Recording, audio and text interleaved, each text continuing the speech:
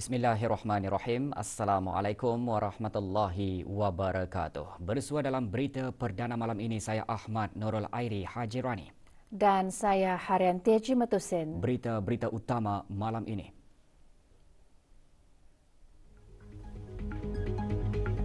Negara Brunei Darussalam terus komited bagi meningkatkan hasrat iklim melalui peralihan tenaga dan pemeliharaan hutan ke arah sifar bersih menjelang 2050. Pengasas bersama Hand for Hand Brunei, anak tempatan pertama, menerima ASEAN Prize 2022 atas usahanya meningkatkan kerjasama ke arah komuniti ASEAN yang mampan.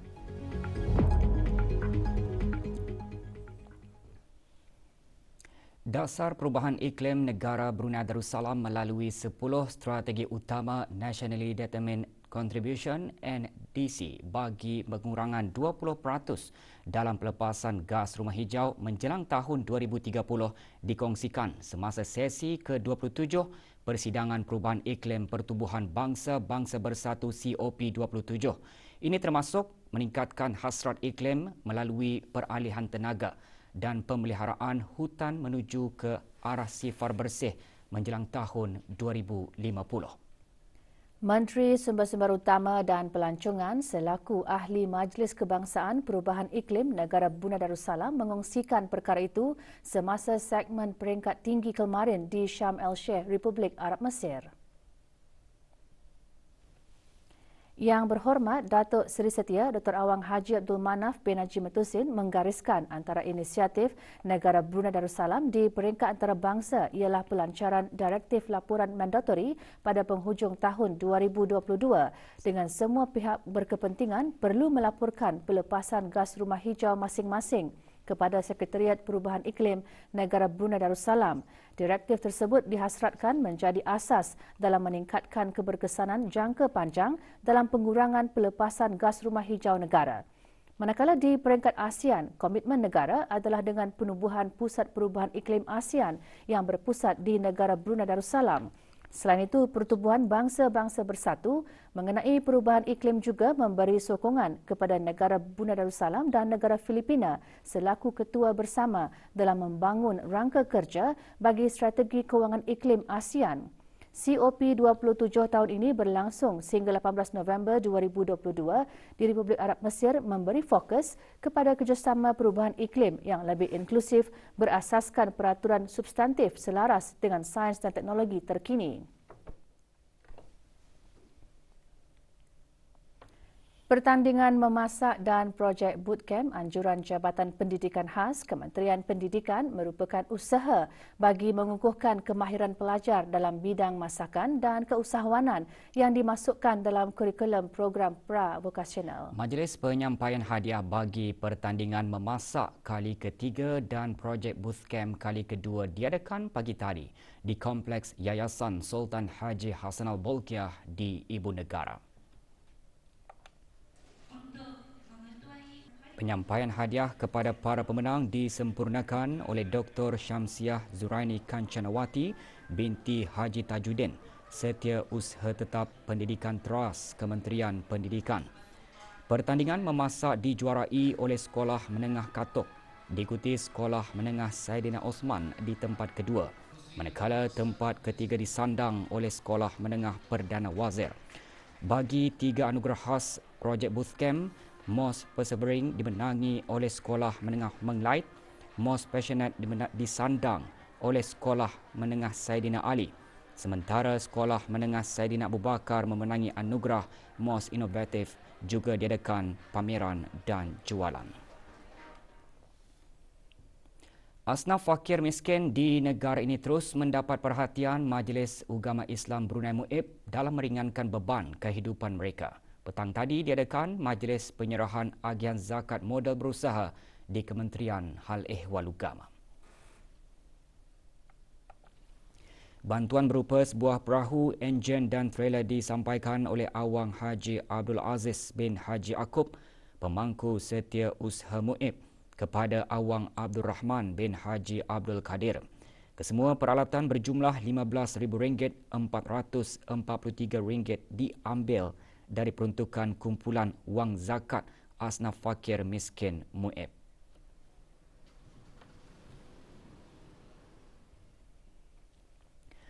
Pengasas bersama Hand for Hand Brunei Awang Haji Muhammad Iqbal Fakri bin Haji Damit telah mengharumkan nama negara apabila diumumkan sebagai penerima ASEAN Prize 2022 baru-baru ini pada sidang kemuncak ASEAN ke-40 dan ke-41 dan sidang-sidang kemuncak berkaitan di Phnom Penh, Kemboja.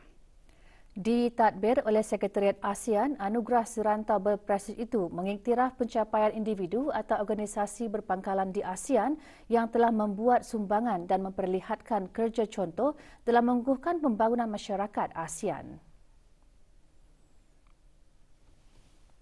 Awang Haji Muhammad Iqbal Fakri bin Haji Damit merupakan warga negara Brunei pertama menerima hadiah tersebut. Beliau dihargai atas kepimpinan aktif mempromosikan perkembangan berasaskan komuniti inklusif dan meningkatkan kerjasama serantau ke arah komuniti ASEAN yang mampan. Bersyukur kepada Allah Ta'ala kerana telah give me the opportunity to be able to menjadi penerima ASEAN Prize ni.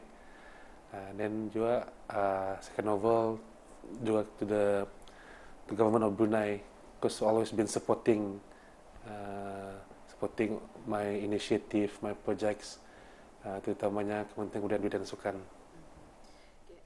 Di bawah kepimpinannya, Hand for Hand Brunei telah bekerjasama dengan lebih 2,000 sukarelawan dalam memberi sokongan bagi bantuan kemanusiaan dan respon kecemasan di rantau ini dan antarabangsa.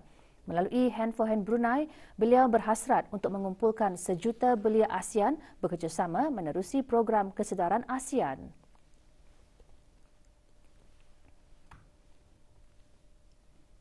Hand for Hand ditubuhkan awal-awal untuk meningkatkan kesedaran pada publik, terutamanya belia-belia mengenai kesukarelawan dan juga kerja-kerja kemasyarakatan. Jadi untuk meningkatkan minat belia-belia. Jadi melalui projek-projek, melalui awareness talk, macam conference pun pernah saya ikut untuk supaya belia-belia ni mau dan berminat membuat kerja-kerja kesukarelawanan dan juga kerja-kerja kemasyarakatan. Seni lukis dapat menjadi sumber pendapatan selain menyerlahkan kreativiti seseorang. Ikuti bahan beritanya seketika nanti. Teruskan bersama kami.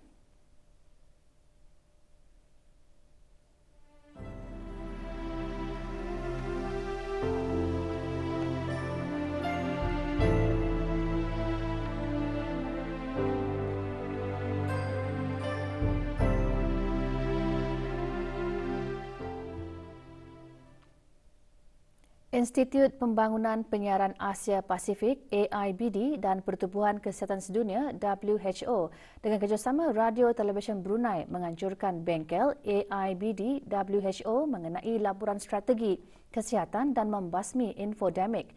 Bengkel selama 3 hari itu akan berakhir esok. Bengkel memfokuskan mengenai peranan media penyiaran dalam menyampaikan maklumat kepada orang awam.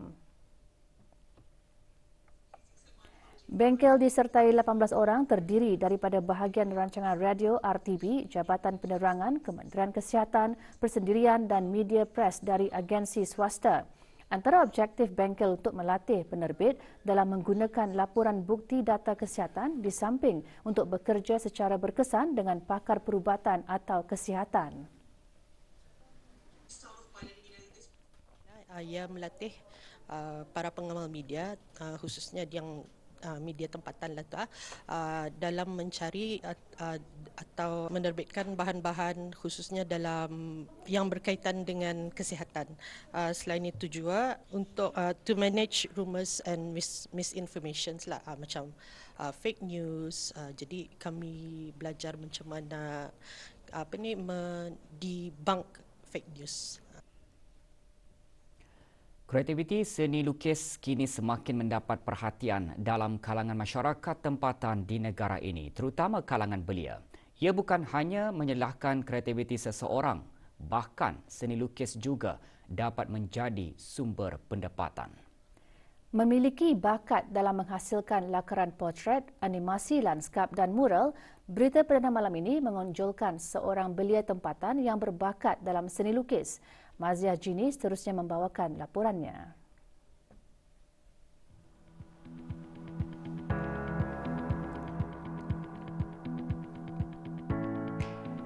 Bekerja sebagai pengurus dan pereka di Taman Peliunan di daerah Temburong, Awang Muhammad Mikdam bin Zaini mula mengasahkan bakat seninya sejak berusia 5 tahun lagi. Minatnya dalam seni lukis juga mempengaruhi jurusan dipilihnya semasa melanjutkan pengajian. Mempunyai diploma dalam seni musyaf, Awang Muhammad Mikdam menjelaskan karya seni yang dihasilkannya diselaraskan dengan perkembangan isu dari dalam dan luar negara. Dari mulanya saya mempelajari bidang ini dengan saya sendiri. Selepas itu dari segi pendidikan saya meneruskan hingga ke Malaysia. Saya mempelajari bidang kesenian diploma Mushaf Art selama 2,5 tahun. Dan selepas itu saya meneruskan pengajian saya di Moskow selama 2 tahun. Terima kasih kepada Kerajaan ke Bawah Duli kerana memberikan sokongan penuh kepada kami belia-belia, memberi peluang untuk menghasilkan karya-karya seni kami.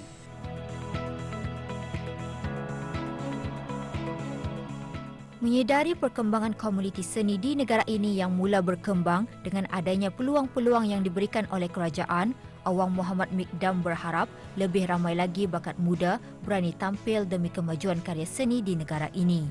Laporan Mazia Jini untuk Berita RTB. Sekolah Rendah Berbuluh pagi tadi merasmikan projek Hari Keusahawanan kali kedua. Projek seumpama itu merupakan sebahagian daripada usaha mendedahkan murid-murid sekolah rendah kepada aktiviti keusahawanan. Diadakan sehingga esok, projek berlangsung di kawasan lapang sekolah berkenaan. Perasmiannya disempurnakan oleh Awang Hamizan bin Haji Mustafa, pemangku Ketua Kampung Mulaut. Sebanyak 18 buah vendors terdiri daripada pengusaha kecil-kecilan, ibu bapa murid dan persendirian menyertai projek tersebut.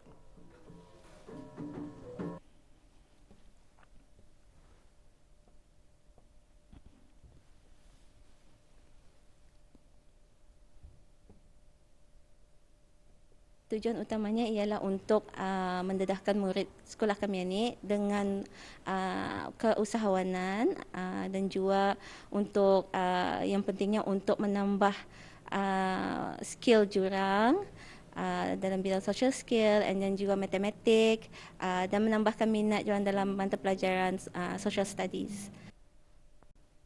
Status harian normal baharu COVID-19, 4 kes berada dalam kategori 4 iaitu yang memerlukan bantuan oksigen dan di bawah pemantauan rapi. Kementerian Kesihatan memaklumkan 622 kes dilaporkan sembuh dengan 2 kes kematian. Jumlah keseluruhan pemberian 2 dos vaksin COVID-19 bagi kanak-kanak berumur 5 hingga 11 tahun 86.5%. Bagi remaja berumur 12 hingga 17 tahun yang mendapat 3 dos vaksin 61.9% dan liputan bagi rakyat dan penduduk negara ini yang mendapatkan 3 dos vaksin 78.8%. Dewan Bahasa dan Pustaka melalui bahagian penyelidikan, dokumentasi dan pengiktirafan akan mengungkayahkan projek penyelidikan bahasa dan kalimat tua di keempat-empat daerah bermula bulan depan. Taklimat mengenai pengendalian projek tersebut diadakan pagi tadi di Perpustakaan Dewan Bahasa dan Pustaka Kampung Pandan, Kuala Belait. Projek penyelidikan itu antara lain menjejaki kewujudan bahasa dan kalimat tua yang pernah dituturkan dan digunakan oleh masyarakat Brunei untuk diperkenalkan semula dalam penggunaan bahasa Melayu pada masa kini dan akan datang. Taklimat dihadiri oleh penghulu-penghulu mukim dan ketua-ketua kampung di daerah berkenaan.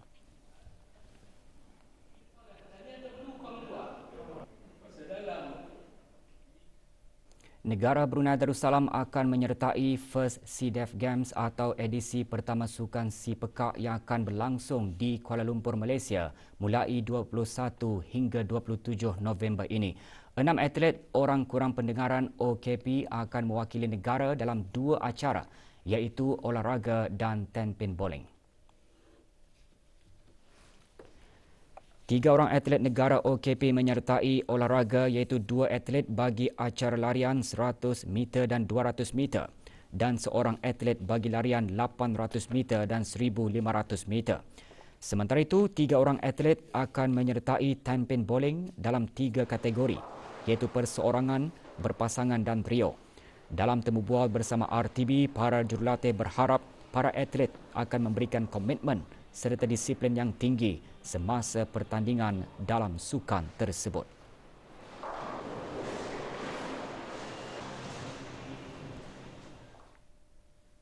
Persediaan adalah cukup baik, mula daripada bulan Juli memulakan latihan setiap hari, 1 sesi saja.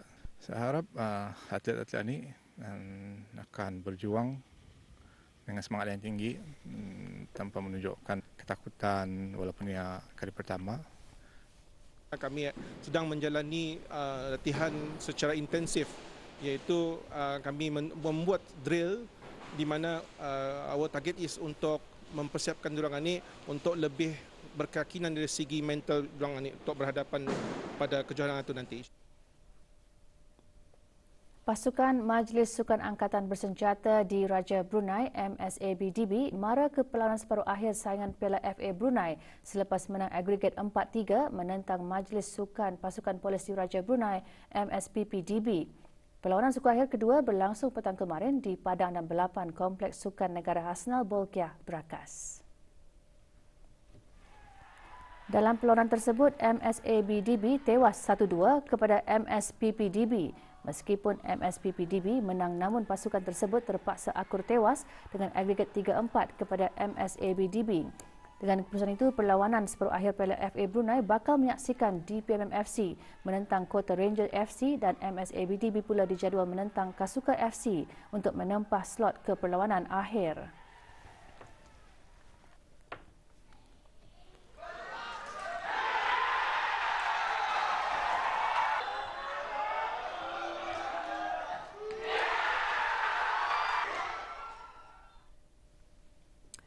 Bola keranjang Piala Lausanne 2022. Saingan diteruskan lagi semalam dengan menyaksikan pasukan Menglite Group dan TKT House masing-masing melakar kemenangan dalam aksi perlawanan kategori veteran. Perlawanan berlangsung di gelanggang bola keranjang Batu Bersurat Gadong. Perlawanan pertama menyaksikan pasukan Menglite Group menewaskan Lingtech dengan kiraan 90 berbalas 77.